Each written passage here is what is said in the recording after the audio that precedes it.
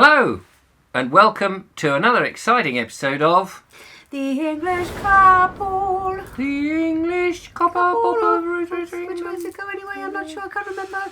It's one of those obligatory videos that we do every 10 years because we just keep forgetting to bring the camera or to sit down and talk to you because we're like that. We're not really. It's just we've been so busy. Because this channel doesn't take precedence, and that's okay. That's okay, isn't it? Sorry. So this is like a little treat. When it pops up, you kind of have to stop everything and think, oh my God, they've actually finally got round to making a video. We better watch it before they take it off. It's that kind of thing. I'm sitting here thinking precedence. That's not the word I was looking for, but never mind. It will do. But we do have something exciting to tell you. Yeah. We certainly do. And it's involving fingers and hands. And banging. And the whole rest of the body, actually. Yes. Banging things, hammering along. Yeah. So, and pipes. And yes, pipes. Well, pipes. mine involves more pipes than, windpipes mostly. We were gifted actually. Yes. We were gifted a day's course fishing. No, not fishing. a course on copper sculpting. Yes. And you might think to yourself, what the hell is that about? Well, we're going to tell you. Sculpting with copper. Sculpting with copper. Not any old copper, you might think. Not policemen. Not those sort of coppers. Oh, no. And not tuppenny bits. Not those sort of coppers. But actually, bits of an old immersion tank. You know, immersion tanks are made up of copper. Plate copper, yeah. Yeah. Imagine that you get your scissors and you cut a big chunk out of that. Or snips. Or snips. Cut a big chunk out of that, and what happens? All the water will drain out. However, and your house will get cold. Whilst you're fixing that, you can have a cup of tea and do a bit of copper sculpting, which is what we did, because we were using second-hand copper, really. Yes. And we have made things. Because we were invited back to the Granary Arts Centre. In near Winchester. By Kezia and Gaz. And at the Granary Arts, they do all sorts of things, from stone cracking. No, what is it? They do stone carving. Stone carving, that's it. Blacksmithing, and all sorts of art presentations. And this course was about a day long, but it was copper sculpting. So we learnt some skills to do with taking a piece of copper, heating it up, moulding it into different shapes, snipping it into different shapes, scoring lines. What was it called? Chasing yes. Along each other with hammers.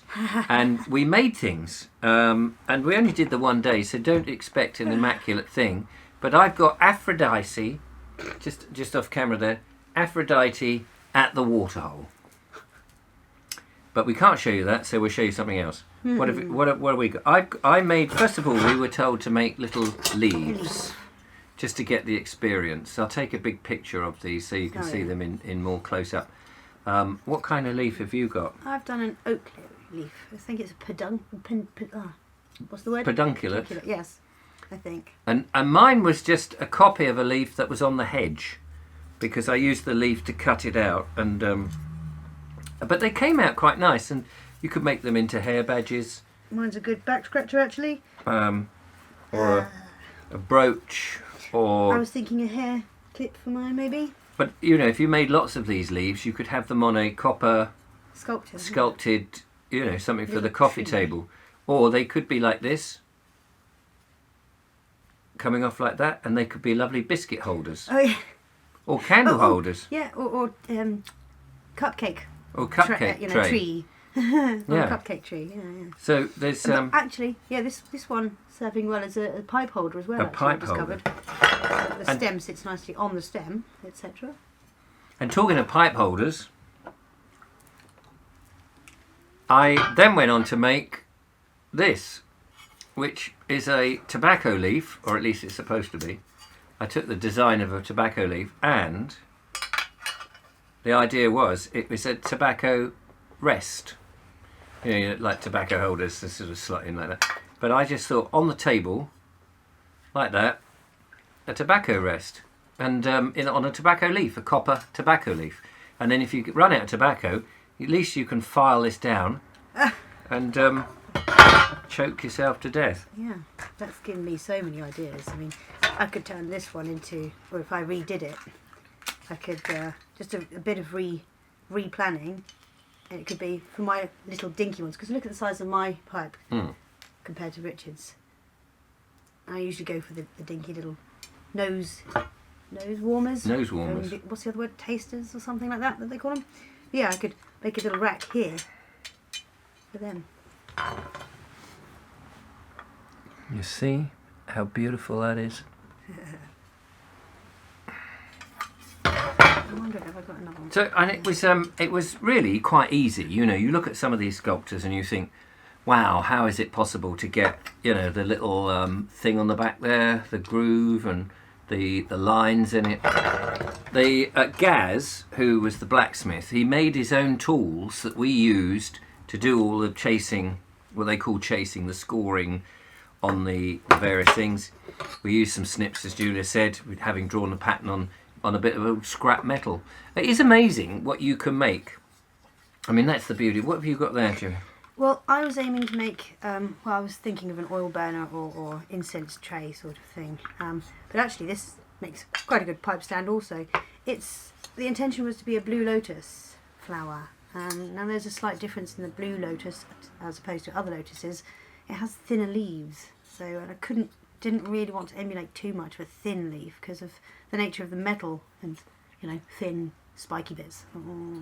Anyway, so I did the best I could, and with Kezia's very lovely, and wise guidance, kind of put chased these lines up and down to get that effect of you know, slightly thinner leaves and more leaves. But yes, I like it. I'm very happy with it. It's certainly not perfect. I would love to. But you could, you know, if you've got a candle, you could heat it up and then put essential oils in the top. Yeah. It would mean that the copper would get hot very quickly. Yes. Like I say, it actually does serve as a pipe stand or ashtray or an incense tray. Long lasting, not made of plastic, and sort of thing you can, you know, cuddle up in bed. I tried to get it this purple finish. Didn't. It looked better on the day, of course, and I wish I'd tried again, just, you know, one more time, because you could douse it and in water, that is. Yeah, douse it in water and then refire it to try and get a different effect. And copper, it was interesting that what we learnt about the properties of copper is when you bang copper, as we do, bang it into shape, it gets harder and harder, as in it won't bend. Yeah. And so what you do is you heat it up until it goes black, and it goes through a rainbow of colours, and then you douse it in water, and then it's become quite pliable, almost like material. I mean, you know, a bit of strength, shape it very easily, and then when you start banging it again, it compacts and becomes stiff, and it's almost like you've kilned pottery. You know, it becomes. But you can keep doing it. You can do it many times, or you can do it in certain areas. So you keep part of the design, and then you could just heat a certain area and then bend that bit. So it's very, very clever. And yes, it makes a very good hat. You want a little hair decoration or hat? We like a hat, don't we? So, again, you could turn that into a whole copper tobacco plant, or any other plant, whatever plant you want to make. Tea light holder, maybe? Yeah, very nice. I could make my own tea lights, selling them. Made out of beeswax. Yes. Which would be nice. And essential oils. And essential oils. So that essentially was what we were doing. But it, you know, suddenly you go, cool, blimey, the possibilities are endless of what you can do if you put your mind to it. What are you looking for? I've lost my lighter. Oh, here it is. I've got a heavier here somewhere. It does make me laugh. Yeah. Oh. Oh, it's your turn. Yeah. It's a pipe lighter, you see. Handy. Handy for coughing. Yeah. It's because I nearly took it down. You know, you've been doing something with your tobacco smoking, or your pipe smoking, I should say, because you've been using all sorts of different herbs. I have. I can't remember mentioned Did we it mention much that before? on the English couple. We don't do it sufficiently so that we can remember what the hell we've told you and what we haven't told you. I've got a pocket here somewhere. Put my tamper in. I've got a hole in my pocket. So, yeah, you've been smoking valerian and... valerian root in the evenings. I did... Because what happens with valerian? It does make you tired. It does make you sleepy. Makes you drop off. I really heavily underestimated the power of valerian root. Now, so I was mixing it in my herbal blend. Now I'm using chamomile. You can see bits of chamomile, mugwort, skullcap, and mullein. These are all plants, by the way. Skullcap is not, a cap that you put on your skull. Yes, it's a herb. It's an herb. It's an herb. Skullcap is good for the mind. Chamomile is obviously soothing. All the same benefits you get from drinking tea with these things, but I'm getting it from a different way. Because your mouth, the mouth absorbs the essence from the smoke. From smoke. So, but yeah. So at first I was putting valerian root in this mixture. And then I was wondering, why am I so tired all day? Duh. Valerian root is a sleepy thing. It is, yeah. I mean, I'm sticking to the old traditional tobaccos. There's so many different varieties and blends that it's like searching for the perfect pipeful. A bit like real ale. You can get so many different, from 4 ingredients, you can get different things. We'll have to do a real ale thing on the... Used to do the beer show in the old days, but searching for a good real ale. But the nice thing about this is it's sort of non-commercial. You're not just buying something that's produced by big industry. I buy it in bulk, wholesale, organic where I can, online at the moment until I find a different supplier. But I also tend to use lots more corner shops are selling American Spirit. Which is additive-free. Yeah, it's a rolling tobacco. It's an additive-free rolling tobacco, which is much better for you. It does dry out much quicker, and it does, go out in your roll-up even quicker than a roll-up, normal rolling tobacco. But it's much better for you. But it is that much more expensive, and the herbs kind of... But of course, we're in the spring now, and a lot of these herbs are actually coming out of the ground. And so one of the joys, presumably, is that we could source... We can go foraging. Foraging for these things and hang them up and dry them and cut them up and put them in your pipe and smoke them. And I can also make... they can distill them and make essential oils and things. Yes, because that's the other thing that Julia's massively into, is her essential oils, which essentially in a box somewhere over there. Oh yeah, I'm in another room now. And... You're making these things up for remedies? I'm experimenting to make up different, blends, essential oil blends for varying different things. So, if you've got, I don't know, skin problems, health problems, brain problems, my 5-year-old's got car eczema. problems, there's an oil for it. GTX, I think, is one for the car. But you're right. Do you need another? Yeah. I think the flint's gone again. It Flint's shouldn't do. gone. I only recently did the flint on that. Now, I appreciate there's a lot of people out there who will go, smoking though, why are you promoting smoking? It's like, that's a bit of a strange thing, isn't it? Because we're all told that smoking kills, that's what we're told, and we see all these warning messages and things, but smoking herbs is something that goes back to eons, as does tobacco, and we're still here. Not us particularly, but the people who smoke. We are still here. Well, we're still here. We're not AI yet. Thank goodness. And God, for Long may that last. But I won't get into the whole, shenanigans of it. But it has been given a very bad press. We are free to do as we like, as long as it harms no one. Yes, there's nobody else in here. I mean, obviously there's the film crew. They're all laughing and grinning at us, aren't they? There's Raymond there. Alcoholic Raymond just knocking back his whiskey. All right, Ray? Yep. Oh, he's asleep. Sorry, I beg your pardon. And there's Norman over the back there with his pint of... What is that? Scrumpy? Huh. So, we're only affecting the crew. But that's what we do. Anyway... Eric's over there cuffing his lungs up. He's just left the room to go do that. Yeah, he's a bit of a prude, is Eric. No doubt he'll be fixing some vegan sandwiches for us later on. And a vegan sandwich is great because we always shove in a slab of ham just to make it credible. So we would like to do that. Now, the other thing, sorry, this is a bit tobacco related. And another thing. I would like to do some leather work. And make a tobacco pouch to put my tobacco in as a little carry-all. You know, we've just been down to the town. It's Bank Holiday Monday. The sun was it was so hidden by the clouds.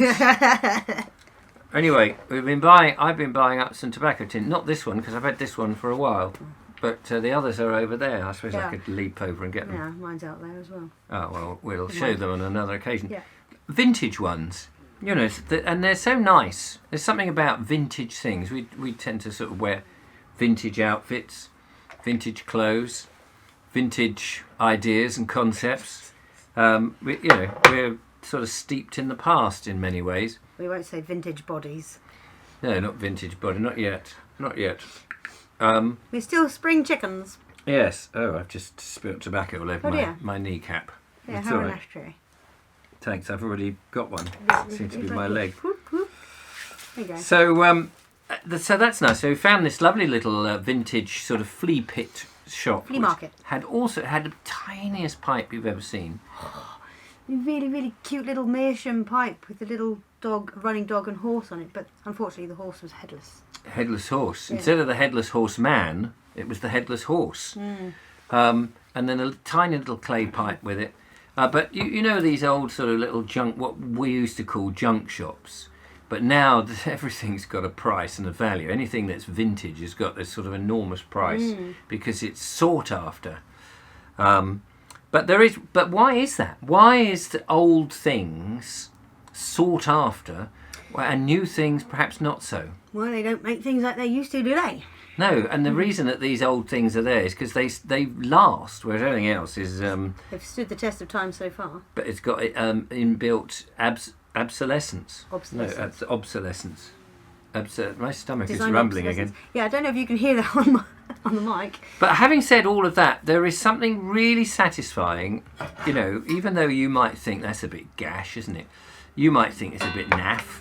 But there's really satisfying about getting your hands dirty, as so to speak, you know, picking up a hammer, banging something, moulding something, and coming away going, I made that, and everybody laughing at you.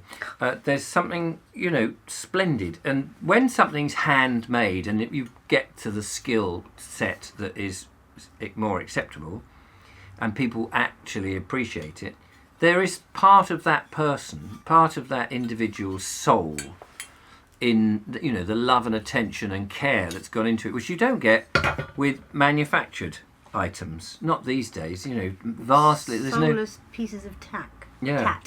But people do go down to those shops that sort of everything's ready-made and sort of almost just stapled together or glued together, and they can kit their house out, and everybody has the same identikit type house. Oh, you went to the same shop? Yeah, we got that. And it's, you know, plastic, petrochemicals, dull, boring, to me anyway, and a little bit to Julia too.